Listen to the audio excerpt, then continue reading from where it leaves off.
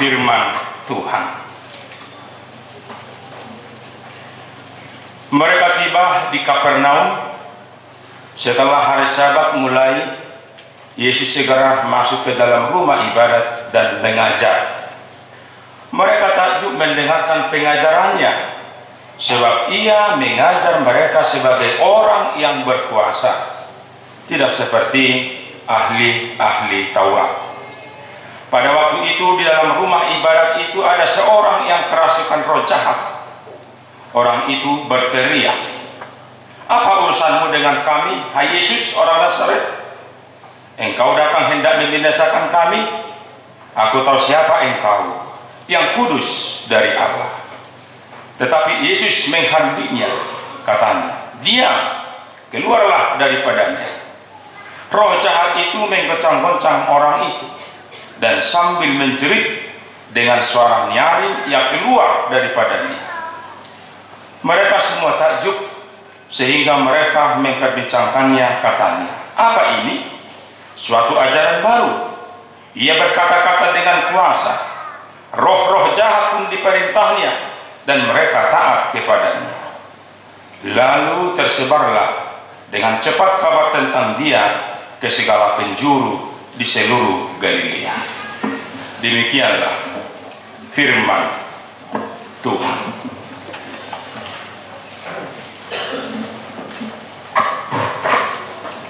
Saudara-saudara, yang menjadi topik kita di minggu ini, kalau kita baca di warta, menyebutkan kuasa Allah yang menghidupkan.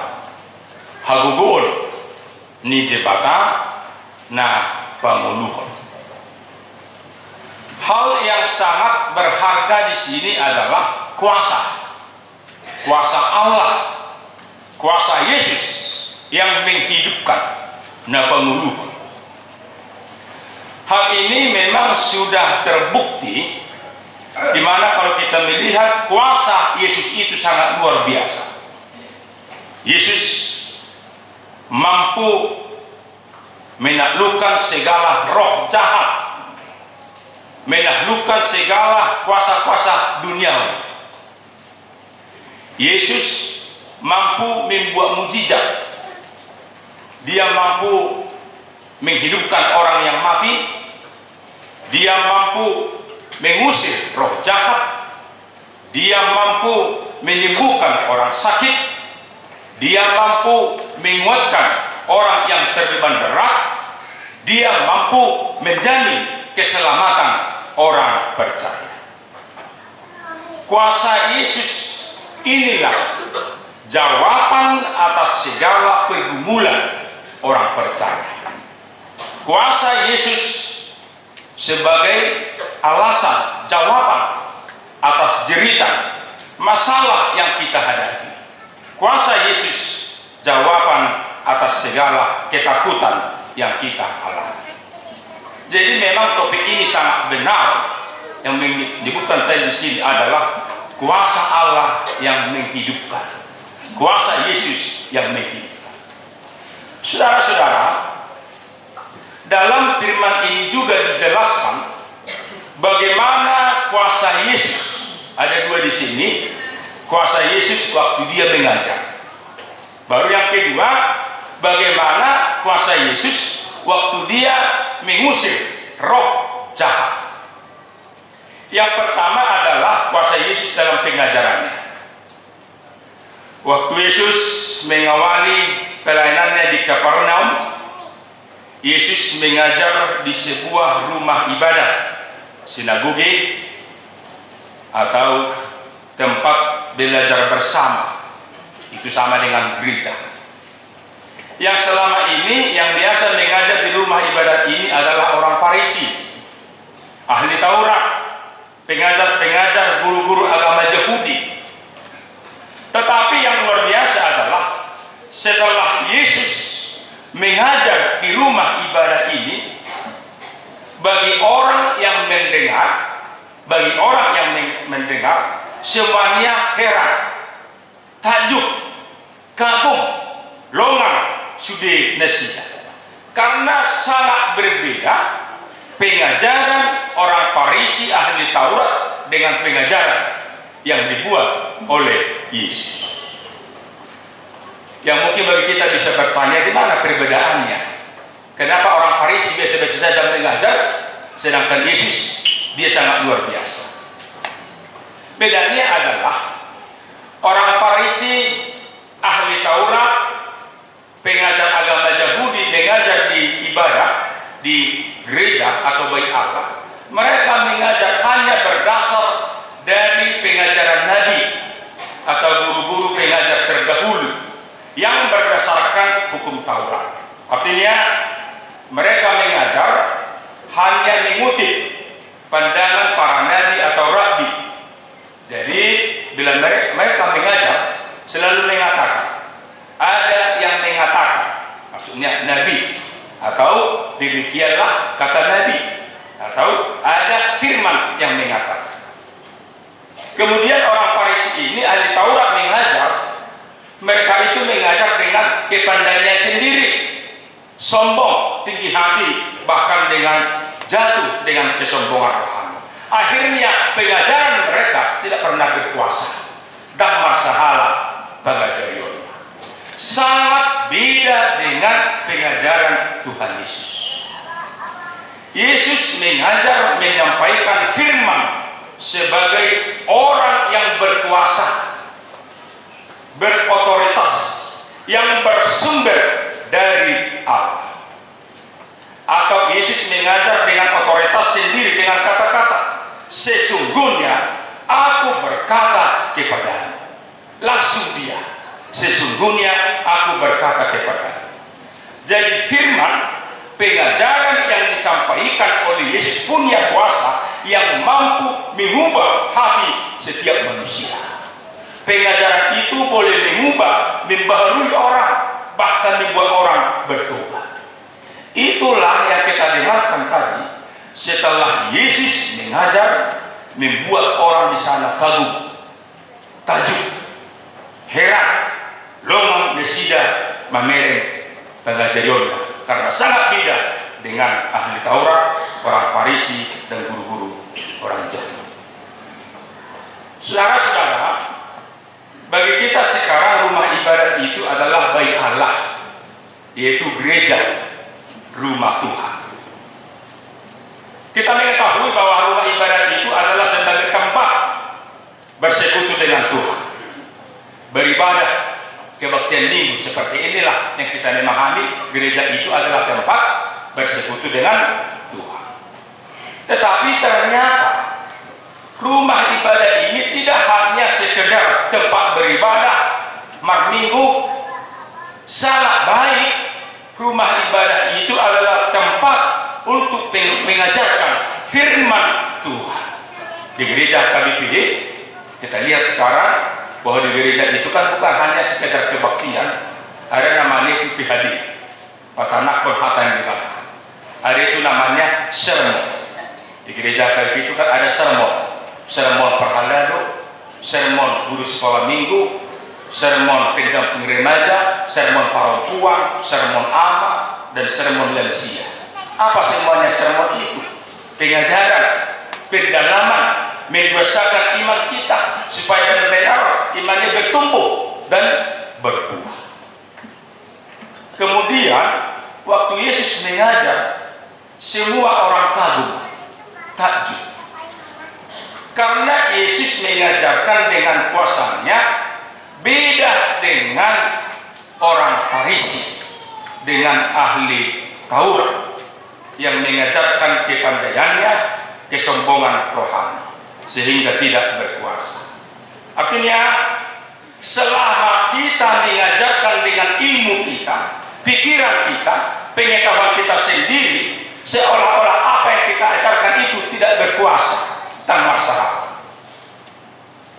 Buido torok jolma gadi pengajari halai tapiga gadi halak nama lo mengajari tak masalah. Buido udang halak silihun puda halai tapiga pemudai natikos nama kangeluhon puda tidak.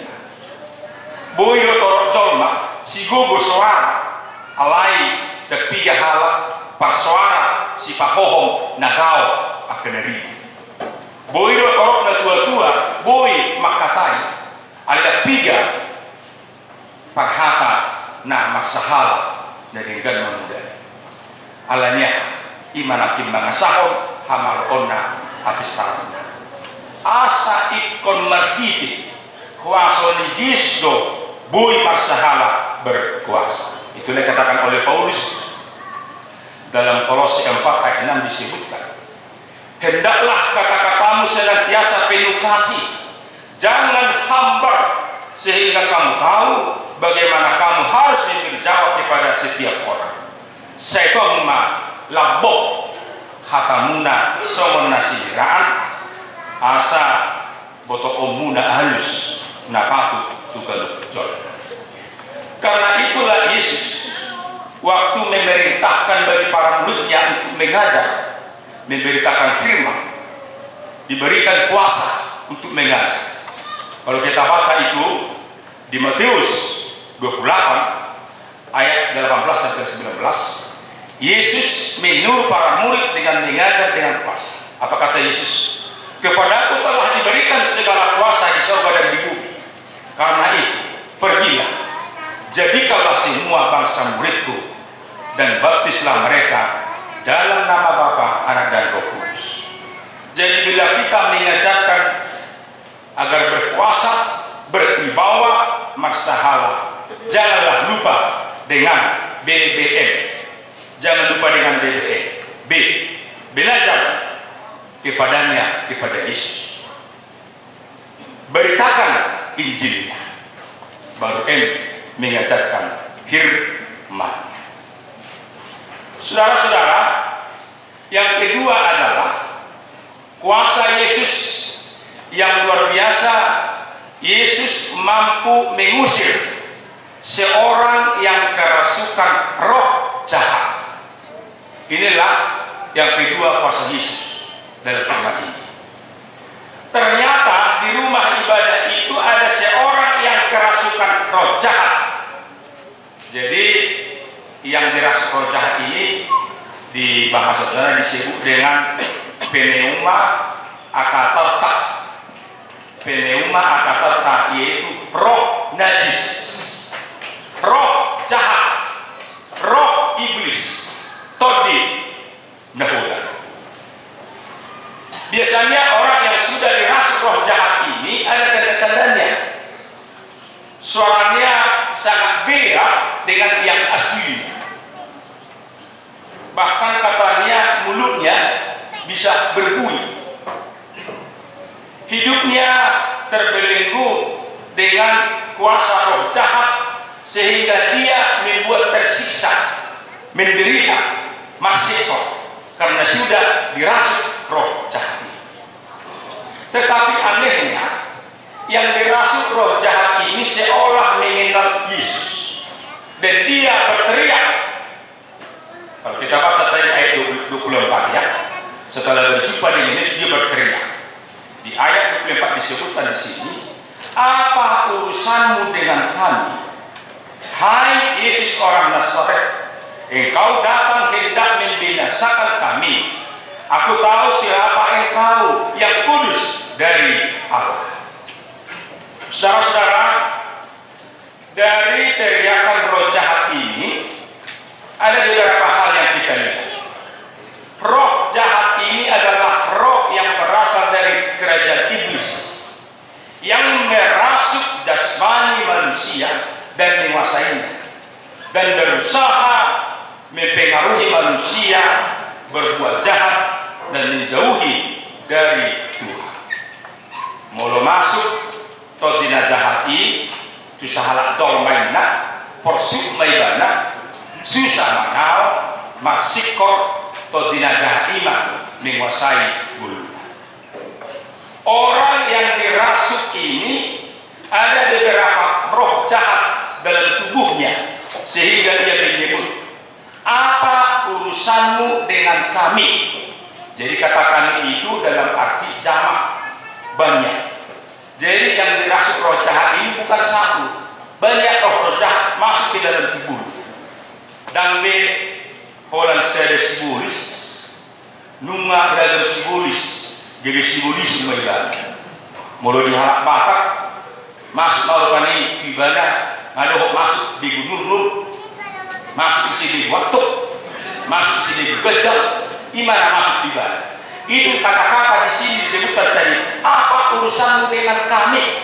Jadi kata-kata kami di sini yang dirasuk itu bukan hanya satu roh yang masuk, tapi beberapa banyak masuk roh jahat dalam tubuhnya. Di talapak kaki akhirnya masuk ibadah. Itu tadi apa kata? Roh jahat ini juga menunjukkan adanya rasa gentar, takut, khawatir melihat Yesus dengan katanya, engkau datang hendak membinasakan kami, nah mereka mati membunuh kami. Itulah kata-kata roh jahat ini. Roh jahat ini juga seolah mengenal Yesus dengan sebutan, aku tahu siapa engkau yang kudus dari Allah, kuboto roho nesek dibakari. Tetapi semuanya itu adalah kemunafikan. Si Paulus dari Palestina karena terbukti tidak mau menuruti perintah Yesus, bahkan mereka itu melawan Yesus. Saudara-saudara, hal yang luar biasa di sini adalah di hadapan semua orang yang ada di rumah ibadat ini, Yesus menunjukkan kuasanya, otoritas yang luar biasa. Dia mampu mengusir roh jahat ini. Di mana tadi kita baca ayat 25 disebutkan, tetapi Yesus mengharbiknya, katanya, dia keluarlah daripadanya. Alai disonggahi Yesus do ibadah di dogma sipho ruarma siang ibadah roh jahat dengan tanpa perlawanan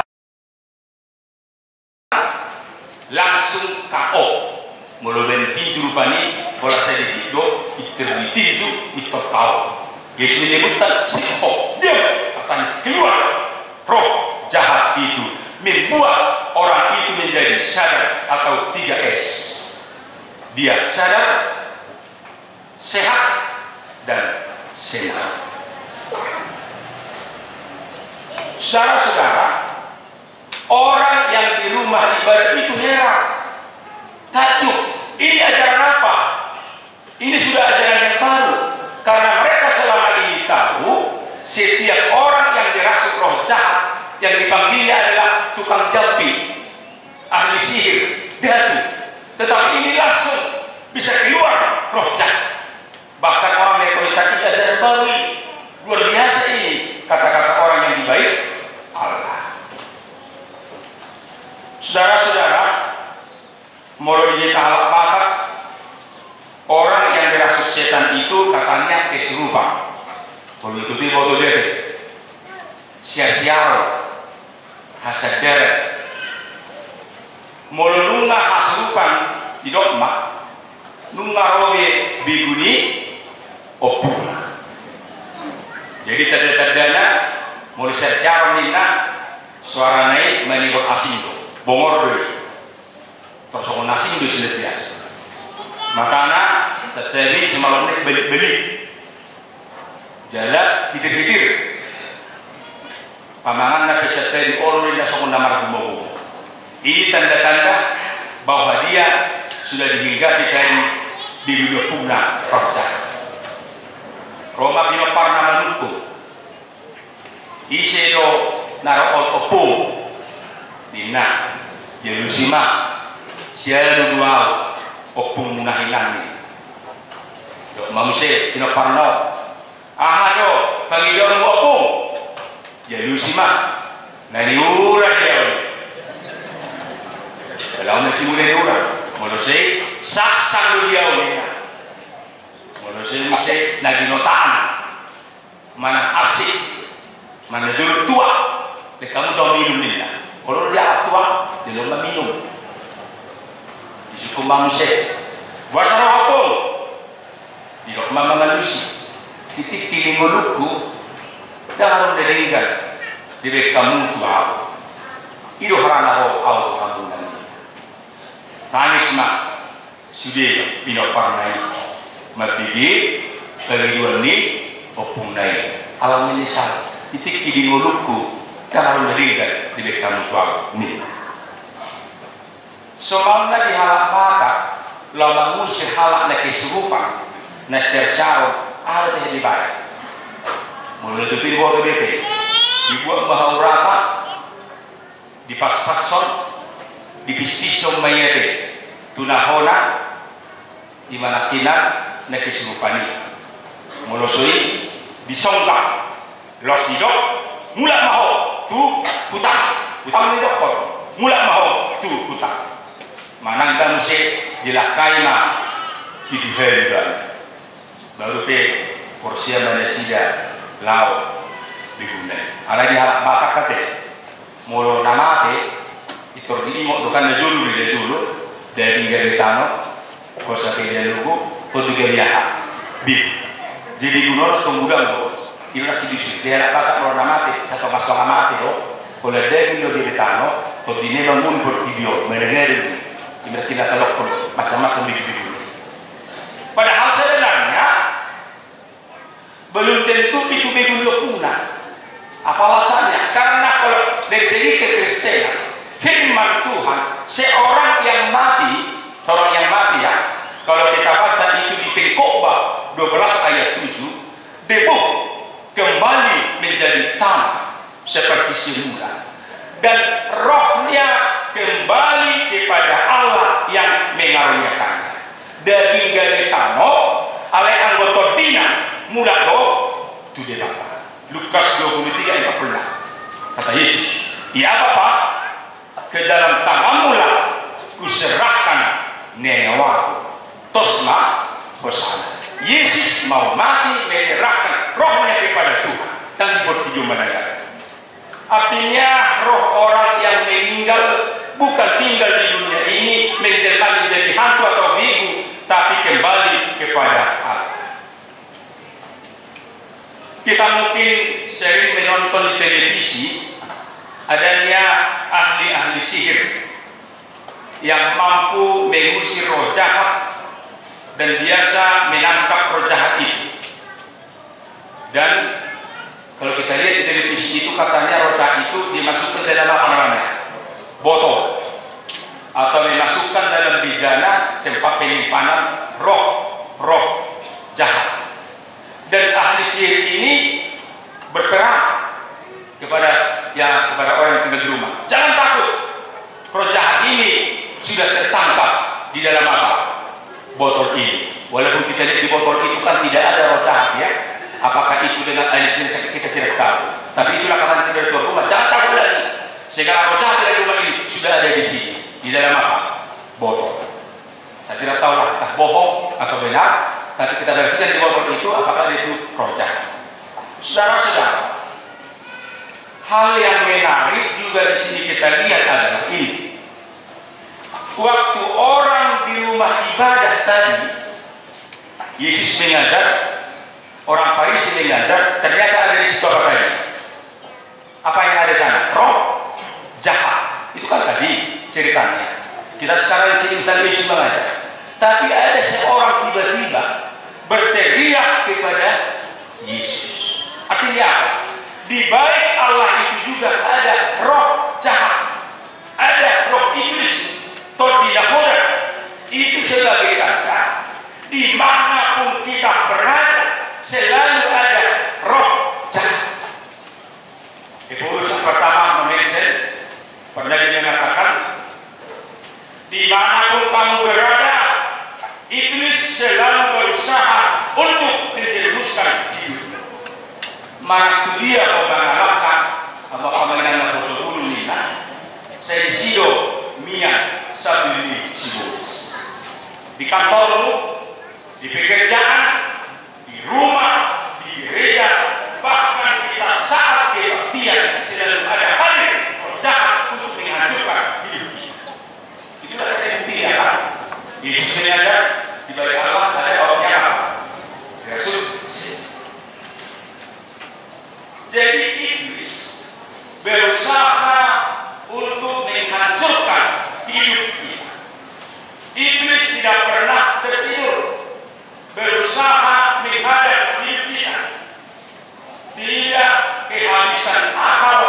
selalu mempengaruhi hidup kita. Aku buat di bawah segala jauh, butuh semuanya. Di mana kita tidak hati, nama dok, nak boleh diri, jadi kita tidak peduli. Bukan hati, makian, markus mau kepada orang lain. Jadi kalau dulu orang lain ini, terkait dengan semuanya, namun orang dia, yang markus dia ada jawaban, yang diri jadi berbeda. Bukan musik. Rosi Indonesia mantok marana mahorso motohoro mahoni mana yo sanani iko jono di kita baca jadi iko langsung jono boleh kita bisa transfer seorang dulu di soal kosan jadi kau ayat ini sekali maka orang apa nasional itu dari pikir kau atau menjadi kau jadi orang saya pikiran jadi kita jadi dari sulis boleh tidak kemudian yang jual mana mereka tadi pikir di situ mana kalau sendiri ya foto sekarang yang pikir coba dari sana mereka sulis tahu alanya alio dunia jadi bagi orang yang lemah imannya yang tidak berdaya dengan mudah disusupi dia terbelenggu dengan kuasa iblis. Jadi kalau orang harus mengingat, orang harus tulis. Tapi sebaliknya, iman orang yang kuat, yang kokoh, yang tahan uji, bagaimana cara iblis untuk menggoda dia tidak mampu untuk menjerusalem. Itulah yang ada dalam diri. Kita tahu setelah Yesus mulai berlayar. Setelah juga sudah dibaptis, pertama sekali Yesus mau memulai pelayanannya. Pertama sekali dia diuji oleh siapa? Iblis, oleh guru. Waktu dia akan tidak minum per hari 40. Datanglah iblis mencobai Tuhan Yesus. Kalau kita baca nanti di Matius 4 ayat 1 sampai ayat 11 ada 3 kali cobaan yang dibuat oleh Yesus, dibuat oleh iblis kepada Yesus. Cobaan yang pertama, bila kau anak Allah, buatlah batu ini menjadi apa? Roh. Tetapi Yesus menjawab, manusia hidup bukan dari roti, tetapi dari iman Tuhan. Iblis gagal. Cobaan yang kedua, iblis itu, bila engkau anak Allah, jatuhkanlah dirimu dari atas karena ada malaikat yang menjaga. Yesus dijawab, jangan engkau mencobai Tuhan. Iblis gagal. Coba dengan ini terakhir,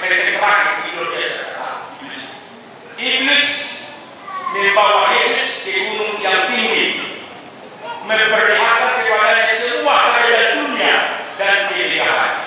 Maka iblis berkata, semua kerajaan ini akan kuberikan kepadamu jika engkau sujud menyembah. Kalau biasa di bawah Yesus itu beri bersuara itu